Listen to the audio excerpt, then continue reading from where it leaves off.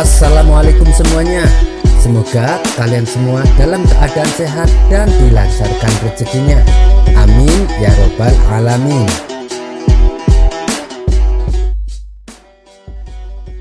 Ada sebuah kisah menarik dari Sultan Murad keempat, Sultan Kekaisaran Ottoman yang berkuasa pada tahun 1623 sampai 1640. Ia memang dikenal sering menyamar dan kemudian berbaur di tengah-tengah rakyat untuk melihat secara langsung kehidupan negerinya. Hingga pada suatu malam, ia dan pembantunya pergi jauh dari istana. Sang sultan mengenakan baju biasa, sehingga tak ada seorang pun yang mengenalnya. Saat tengah berjalan, sultan menemukan seorang pria tergeletak di tanah. Kemudian sang sultan memegangi lelaki itu, tapi ternyata dia sudah mati. Pada saat itu, tak ada orang yang peduli dengan kondisi mayat. Orang-orang di sekitarnya tampak sibuk dengan dirinya sendiri. Akhirnya sultan berseru, karena suaranya yang keras, semua orang melirik dan memperhatikannya. Tapi tidak ada yang mengenali bahwa yang berseru adalah sang sultan. Mengapa orang ini tergeletak mati di tanah? Dan mengapa tidak ada yang peduli? Di mana keluarganya? Tanya sang sultan dengan suara lantang. Untuk apa? Dia itu pemabuk dan pezina, jawab mereka acuh. Tapi bukankah ia juga umat Muhammad? Ayo, bantu aku membawanya ke rumah, pinta sang sultan. Akhirnya dengan terpaksa para warga ikut membantunya. Setelah diantar sampai di rumah, orang-orang segera meninggalkannya. Namun sultan dan para pembantunya tetap tinggal di rumah si mayat. Ketika sang istri melihat suaminya sudah meninggal, dia pun mulai menangis. Lalu sang istri berkata kepada suaminya yang sudah menjadi mayat, "Aku bersaksi bahwa engkau adalah lelaki yang soleh." Mendengar hal itu, sultan pun menjadi bingung. Bagaimana Anda bisa mengatakan bahwa suami Anda ini orang soleh? Padahal orang-orang mengatakan bahwa suami Anda adalah pemabuk dan pezina. Begitu banyak orang yang mengatakan soal buruk tentang suami Anda, sehingga tidak ada yang peduli. Bahkan ketika dia meninggal pun, mereka membiarkannya tergeletak di jalanan, tutur sang sultan. Memang suamiku setiap malam pergi ke kedai membeli minuman keras. Bukan hanya satu botol, tapi dia membelinya banyak sekali. Kemudian minuman yang dibelinya dia bawa pulang dan ditumpahkannya ke tanah tanpa dia minum sedikit pun. Lalu suamiku berkata kepadaku, "Malam ini aku menyelamatkan umat Islam dari perbuatan mabuk-mabukan." Selanjutnya suamiku pergi ke tempat pelacuran. Ia memberi si pelacur sejumlah uang dan menyuruhnya menutup pintu sampai pagi. Dia kemudian kembali ke rumah untuk kedua kalinya dan berkata, "Malam ini aku menjaga umat Islam dari perbuatan zina." Akibat perbuatannya ini, para warga menganggap bahwa suamiku tukang mabuk dan tukang zina. Hingga pada suatu hari aku berkata kepadanya, "Wahai suamiku, engkau dianggap buruk oleh orang-orang. Kalau kau mati, saya khawatir tidak akan ada satu orang pun yang mau memandikanmu, tidak akan ada yang mau mensolatkanmu, dan tidak akan ada yang mau menguburkanmu." Tapi suamiku malah tertawa dan menjawab, "Jangan takut, Tuan Sultan bersama dengan orang-orang soleh akan mensolatkan jenazahku." Setelah mendengar penuturan cerita istri si mayat, seketika sang sultan terkejut. Ia pun berkata sambil menangis, "Demi Allah, dia mengatakan kebenaran, karena aku adalah Sultan Murad. Besok kita akan memandikannya, mensolatkannya, dan menguburkannya." Keesokan harinya, sang sultan mengundang semua para ulama untuk bersama-sama memandikan dan mensolati jenazah si mayit. Kisah selanjutnya. Suatu ketika, Abu Jahil yang merupakan tetangga dekat Abu Nawas sedang mempersiapkan pesta besar di rumahnya. Hampir semua kerabat dan tetangga terdekat diundang olehnya, kecuali Abu Nawas. Meski demikian, Abu Nawas tidak menaruh rasa benci kepada Abu Jahil, sebab ia tahu persis watak daripada Abu Jahil. Dan mengenai pesta yang akan Abu Jahil adakan tanpa mengundang Abu Nawas, sebenarnya hanya bertujuan ingin membalaskan dendamnya. Karena selama ini usaha Abu Jahil untuk mengerjai Abu Nawas selalu mengalami kegagalan. Dan menurutnya kali ini dengan rencana membuat pesta besar di rumah, Abu Jahil bisa dengan puas meledek Abu Nawas. Pesta yang akan diselenggarakannya terbilang tidak main-main. Bagaimana tidak, Abu Jahil bahkan mengundang koki ternama dari negeri seberang. Ia rela membayar upah cukup mahal supaya bersedia memasak di rumahnya. Tentu saja karena yang memasak adalah koki ternama, cita rasa masakan yang dibuatnya pastilah lezat dan menggugah selera. Saat si koki mulai memasak untuk jamuan pesta, aroma masakannya menyebar kemana-mana.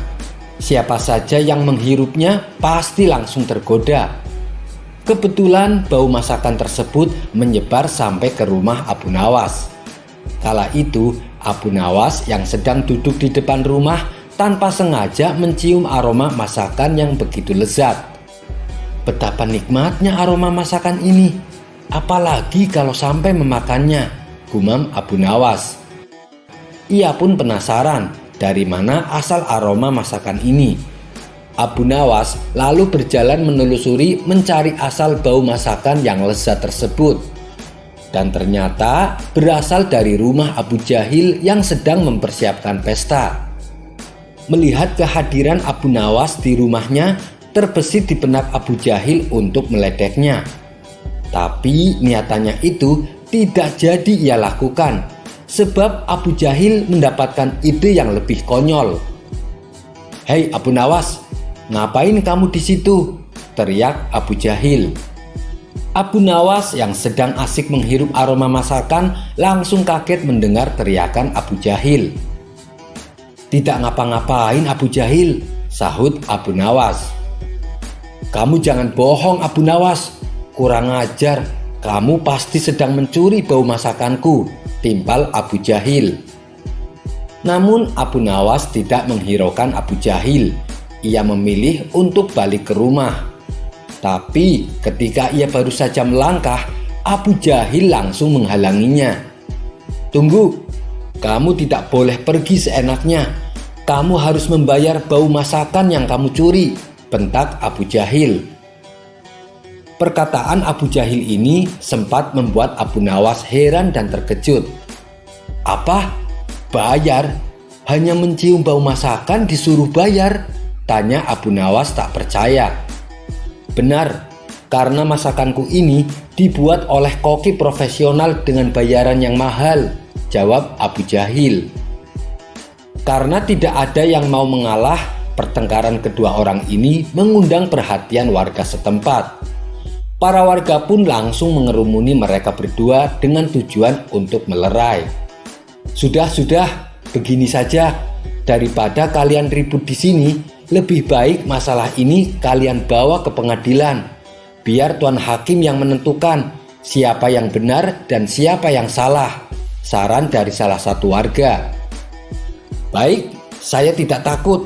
Ayo kita ke rumah Tuan Hakim," tantang Abu Jahil. Maka keduanya pun diantar warga pergi menuju rumah Tuan Hakim. "Ada masalah apa ini?" tanya Tuan Hakim. Abu Nawas lalu menceritakan secara detail kronologi masalah yang dialaminya. "Masa sih hanya mencium bau masakan disuruh bayar Tuan Hakim?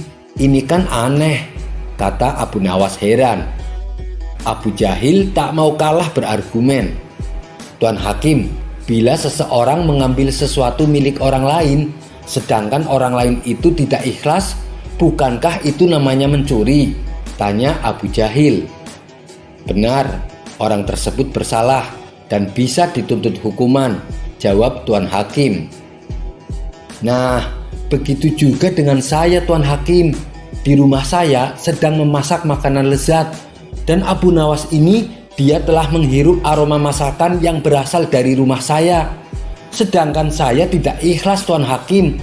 "Bukankah itu termasuk perbuatan mencuri?" tanya Abu Jahil kembali. "Oleh karena itu, saya menuntut supaya Abu Nawas membayarnya," kata Abu Jahil melanjutkan. Ada benarnya ucapan Abu Jahil. Tapi masa iya hanya gara-gara mencium masakan harus disuruh bayar, pikir Tuan Hakim. Sementara Abu Nawas melihat gelagat Tuan Hakim yang tampak kebingungan menangani masalah ini. Abu Nawas tahu Tuan Hakim adalah orang yang bijak, tapi karena pintarnya Abu Jahil dalam mengolah kata membuat Tuan Hakim menjadi kebingungan. "Begini saja Tuan Hakim, saya mengaku saya telah bersalah dan saya bersedia membayar," ujar Abu Nawas. "Tapi Abu Nawas, apa kamu yakin?" tanya Tuan Hakim merasa tidak tega. "Iya Tuan Hakim, saya tidak keberatan," jawab Abu Nawas. "Baiklah Abu Jahil, berapa Abu Nawas harus membayarmu?" tanya Tuan Hakim. "100 dinar Tuan Hakim," jawab Abu Jahil. "100 dinar? Yang benar saja kamu," tanya Tuan Hakim terkejut. "Saya serius Tuan Hakim, hidangan masakan yang baunya dicium Abu Nawas itu hidangan mahal Tuan Hakim, belum lagi yang masak. Saya sengaja mendatangkan koki dari negeri seberang Tuan Hakim dengan bayaran yang cukup mahal. Jadi wajar kalau saya menuntut ganti rugi 100 dinar, balas Abu Jahil. "Bagaimana ini Abu Nawas? Apakah kamu bersedia?" tanya Tuan Hakim kepada Abu Nawas. Dengan tersenyum Abu Nawas menjawab, "Saya bersedia Tuan Hakim, tapi saya minta izin Tuan Hakim, saya mau pulang ke rumah untuk mengambil uang 100 dinar, pinta Abu Nawas. Abu Nawas pun lalu dipersilahkan pulang untuk mengambil uangnya. "Kena kau Abu Nawas, kali ini aku berhasil mengerjaimu dan aku juga mendapatkan uang 100 dinar, kata Abu Jahil dalam hati penuh kegirangan. Tidak berapa lama kemudian Abu Nawas kembali dengan membawa uang 100 dinar. "Tuan Hakim, kantong yang saya bawa ini isinya koin emas berisi 100 dinar. Tapi sebelumnya saya ingin memperlihatkannya kepada Tuan Hakim, supaya Tuan Hakim benar-benar percaya kalau uang di dalam kantong ini berjumlah 100 dinar, tutur Abu Nawas. Abu Nawas lalu memberikan kantongnya kepada Tuan Hakim dan disuruh menghitung jumlah uangnya.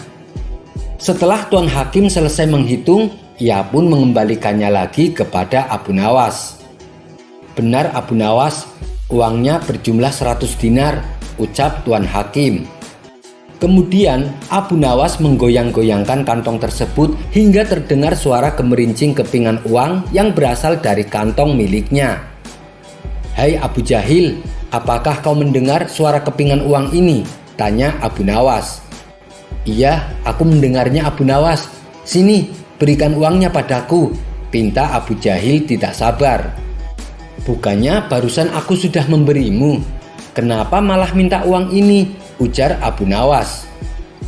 "Mana, sepeser pun aku belum menerimanya," protes Abu Jahil. Agar keributan tidak terjadi kembali, Tuan Hakim pun lalu menengahi. "Maksudnya bagaimana Abu Nawas? Saya belum mengerti," tanya Tuan Hakim. "Begini Tuan Hakim, yang saya curikan bau masakan, bukan masakannya. Jadi saya membayarnya pakai suara duitnya saja, bukan duitnya," kata Abu Nawas menjelaskan.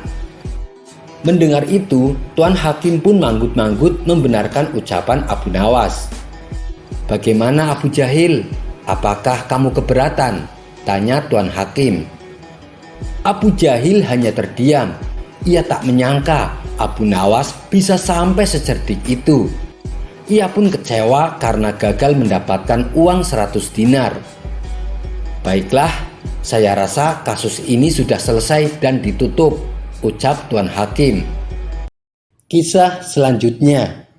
Suatu hari saat Abu Nawas sedang duduk santai, datanglah seorang tamu ke rumahnya. Tamu tersebut merupakan saudagar yang paling kaya di kampung. "Hei Abu Nawas, aku ada pekerjaan untukmu," kata saudagar itu. "Pekerjaan apa tuan?" tanya Abu Nawas. "Begini Abu Nawas, aku mau membeli 9 ekor keledai. Nanti kamu yang mengantarkan keledai tersebut sampai ke rumahku." "Oh, itu sih pekerjaan mudah tuan. Ayo kita berangkat," balas Abu Nawas. Maka mereka berdua pun pergi ke pasar hewan untuk membeli 9 ekor keledai. Setelah transaksi selesai, saudagar itu berpesan kepada Abu Nawas, "Bawalah 9 ekor keledai ini sampai ke rumahku. Awas Abu Nawas, jangan sampai ada yang hilang." "Jangan khawatir tuan, semuanya dijamin beres," ucap Abu Nawas. Kemudian saudagar kaya tersebut pulang terlebih dahulu. Sementara Abu Nawas masih mengatur 9 keledainya. Setelah semuanya dirasa sudah siap, lalu Abu Nawas menunggangi salah satu keledai, kemudian dia pun pergi berjalan. Di tengah perjalanan, muncul dalam benak Abu Nawas untuk menghitung keledainya. Dia pun kaget, ternyata keledainya hanya berjumlah 8 ekor. Bukankah waktu berangkat jumlah keledainya ada 9? Kenapa tiba-tiba hilang 1? Jangan-jangan salah satu keledainya ada yang terpisah, kata Abu Nawas mulai cemas. Lantas Abu Nawas turun dari keledai untuk mencari keledainya yang terpisah. Ia melihat ke sana kemari dan juga di balik pepohonan, namun ia tak menjumpai apapun. Abu Nawas mencoba menghitung keledainya kembali. Ternyata jumlahnya utuh 9 ekor. "Berarti aku tadi salah menghitung," kata Abu Nawas dalam hati. Abu Nawas pun kembali menunggang keledainya dan menggiring sisa keledai untuk melanjutkan tugasnya. Selang beberapa saat, Abu Nawas berpikir untuk menghitung kembali jumlah keledainya. "Kenapa jumlahnya jadi 8 ekor lagi? Lelucon macam apa ini? Aku dipermainkan oleh keledai," pikir Abu Nawas. Terpaksa Abu Nawas kembali turun dari punggung keledainya lalu menghitungnya kembali. Anehnya, jumlah keledai kembali utuh menjadi 9 ekor. Abu Nawas hampir saja gila. Dia berpikir ada seseorang yang sengaja mempermainkan dirinya. Dia pun kemudian bersembunyi di balik semak sambil mengintip 9 keledainya. "Sekarang aku mau lihat bagaimana seekor keledai bisa hilang," ucap Abu Nawas. Namun usahanya sia-sia karena setelah menunggu agak lama jumlah keledainya masih tetap 9. Ia pun akhirnya memutuskan kembali melanjutkan perjalanan. Ia menaiki keledainya dan menggiring 8 ekor keledai di depannya. Saat ia di atas punggung keledai, Abu Nawas mencoba menghitung kembali keledai yang dibawanya. "Sungguh aneh, jumlahnya jadi 8 ekor lagi. Kenapa bisa begini?" ujar Abu Nawas mulai stres. Tiba-tiba datanglah lelaki tua dan menghampiri Abu Nawas. "Hei Abu Nawas, sepertinya kamu sedang kebingungan," tanya kakek tua. "Iya, aku heran dengan keledai-keledai ini," balas Abu Nawas. "Memangnya kenapa Abu Nawas?" tanya kakek tua kembali. "Bagaimana bisa ada seekor keledai yang hilang lalu muncul kembali?" tutur Abu Nawas. Lelaki tua itu faham dengan apa yang menimpa Abu Nawas. Dia pun tertawa dan berkata, "Sini, turun dari keledaimu dan hitung berapa jumlahnya." Abu Nawas pun turun dan kembali menghitungnya. "Iya benar kek, jumlahnya ada 9 ekor, ucap Abu Nawas. "Sekarang pulanglah dan giring semua keledaimu. Jangan biarkan khayalanmu menguasaimu," kata kakek tua. Abu Nawas menurut perkataan kakek tua tadi dan segera kembali melanjutkan perjalanan. Lagi-lagi saat Abu Nawas menaiki keledainya, ia menghitung jumlah keledai yang digiring, jumlahnya hanya 8 ekor. Abu Nawas langsung berteriak minta tolong kepada si kakek tua. "Lihatlah kek, saya tidak berhayal, jumlahnya menjadi 8 ekor, kata Abu Nawas menangis. Kakek tua itu kembali tertawa melihat sikap Abu Nawas. "Hei Abu Nawas, kamu hanya menghitung keledai di hadapanmu, sementara keledai yang kau tunggangi tidak dihitung. Ya jelas saja jumlahnya hanya 8 ekor, kata kakek tua kembali tertawa. Abu Nawas seketika langsung menyadari kelalaiannya. Iya, benar juga. Ternyata sepandai-pandainya orang ataupun secerdik-cerdiknya orang, suatu saat pasti akan merasakan kelalaian. Kisah selanjutnya. Di sore hari yang cerah, Abu Nawas berjalan-jalan menyusuri kota Baghdad. Hingga sampailah ia di sebuah lorong yang sempit. Di situ, Abu Nawas melihat ada seorang pengemis yang sedang duduk sendirian meratapi nasibnya.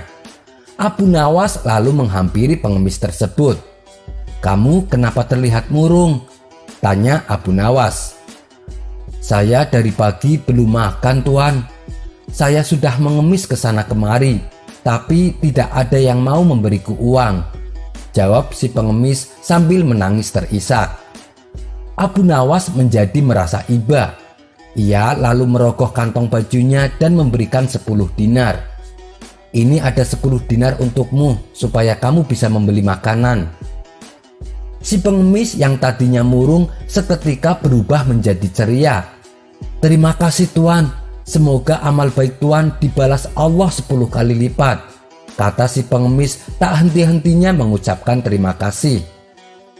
Abu Nawas kemudian meninggalkan si pengemis dan kembali pulang ke rumahnya. Saat menjelang malam tiba, Abu Nawas melepaskan lelahnya dengan istirahat tidur di ranjang. Di dalam tidurnya, Abu Nawas bermimpi bertemu dengan malaikat yang menyamar sebagai seorang saudagar tampan yang kaya raya. Saudagar itu sangat baik hati dan dermawan. Ia mendekati Abu Nawas yang sedang duduk sendirian. Kemudian saudagar tampan itu meletakkan kepingan uang 10 dinar di tangan Abu Nawas. Lalu meletakkan lagi kepingan 10 dinar. Dan sekeping lagi, terus demikian. Sampai ada 9 keping uang di telapak tangan Abu Nawas. Kemudian saudagar tampan itu berhenti. Abu Nawas tahu kalau saudagar tampan tersebut masih memiliki 1 keping emas di tangannya. Abu Nawas kemudian teringat doa pengemis tadi sore yang mengatakan, "Semoga Allah akan membalasmu 10 kali lipat." Merasa jumlah kepingan uang di tangannya hanya 90 dinar, ia pun menagih sisa 10 dinar yang masih berada di tangan saudagar tampan tersebut. "Tuan, berikan sisa uangnya padaku, biar jumlahnya genap menjadi 100 dinar.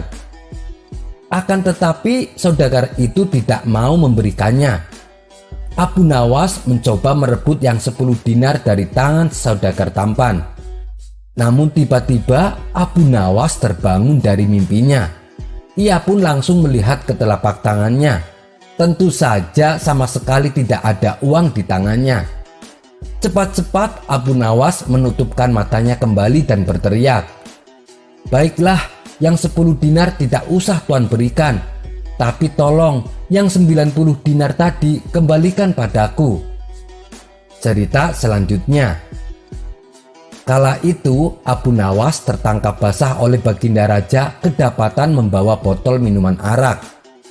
Segera saja Baginda memerintahkan para pengawal menangkap Abu Nawas. Abu Nawas lalu dibawa ke pengadilan untuk mendapatkan hukuman. Di depan hakim, Baginda Raja menuntut Abu Nawas di penjara dengan dakwaan telah minum minuman keras. "Benar begitu Abu Nawas?" tanya Tuan Hakim. "Tidak benar Tuan Hakim, tuduhan Baginda Raja hanya dibuat-buat. Apa buktinya kalau saya minum minuman keras?" bantah Abu Nawas. "Itu buktinya," ucap Baginda Raja menunjuk botol minuman keras yang dibawa Abu Nawas.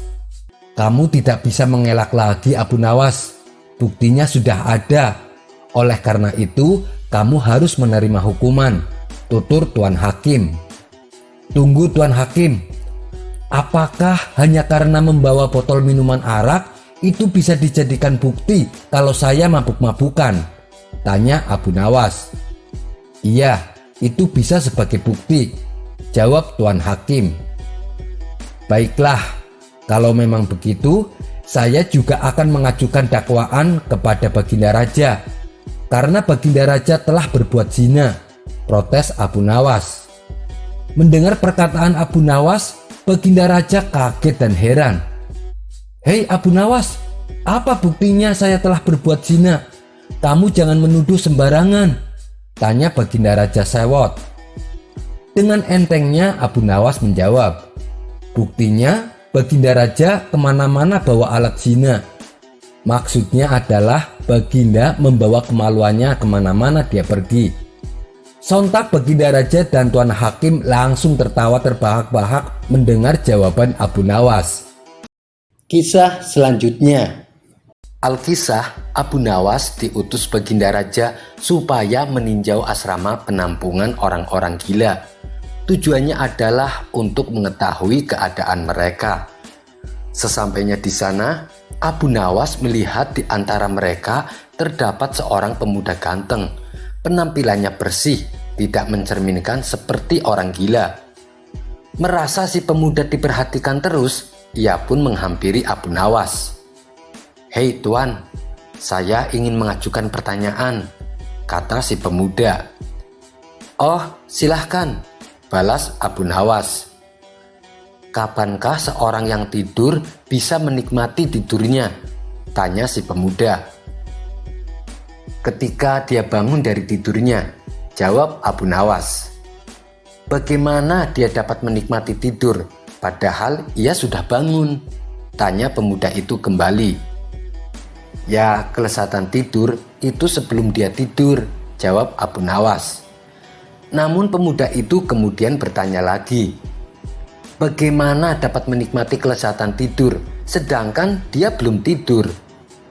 Abu Nawas menjawab, "Kelezatan dan kenikmatan tidur saat dia tidur."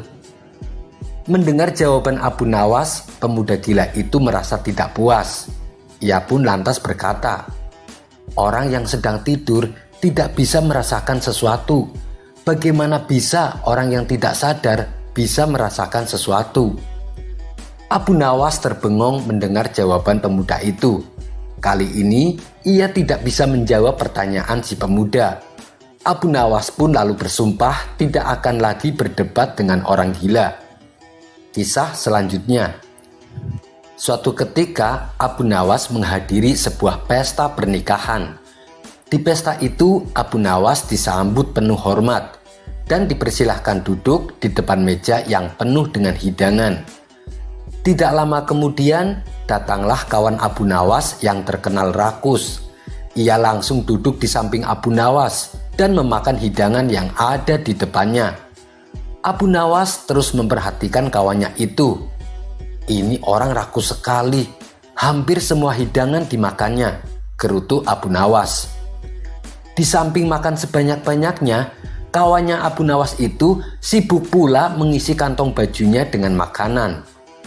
Melihat kerakusan kawannya tersebut, Abu Nawas timbul ide untuk mengerjainya. Ia lalu mengambil teko yang penuh berisi air.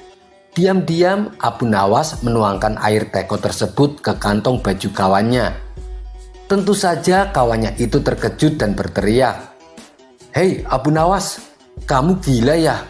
Masa kantong bajuku kau tuangi air?" bentak kawannya. Maaf kawan, aku tidak bermaksud jahat," tutur Abu Nawas. "Jelas-jelas kamu berbuat jahat padaku. Kau ingin mempermalukan aku ya?"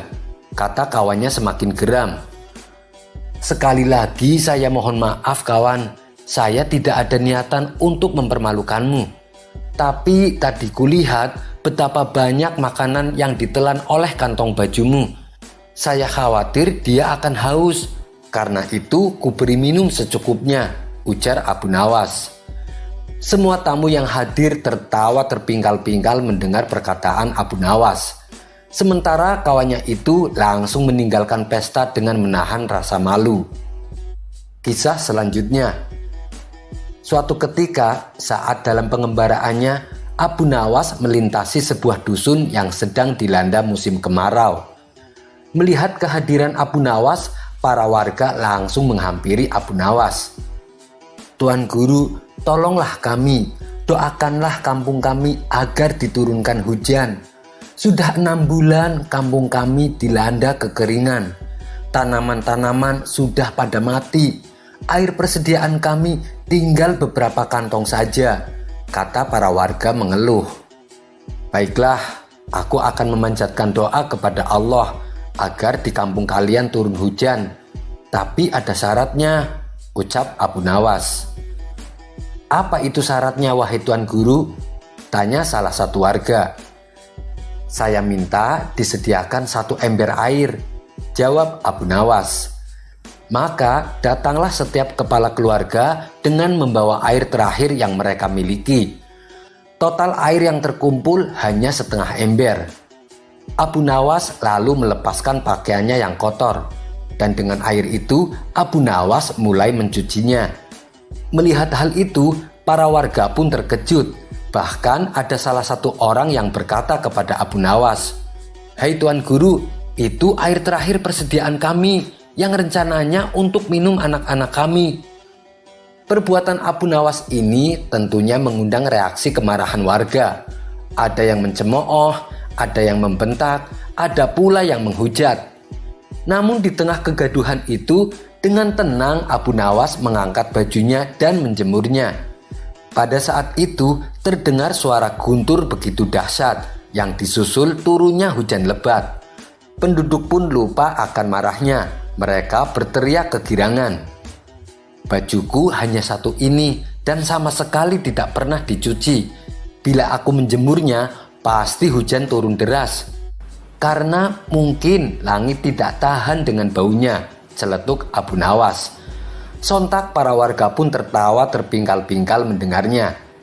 Sekian dulu perjumpaan kita kali ini. Sampai bertemu lagi di kisah selanjutnya. Terima kasih yang sudah subscribe dan setia menonton channel ini. Wassalamualaikum warahmatullahi wabarakatuh.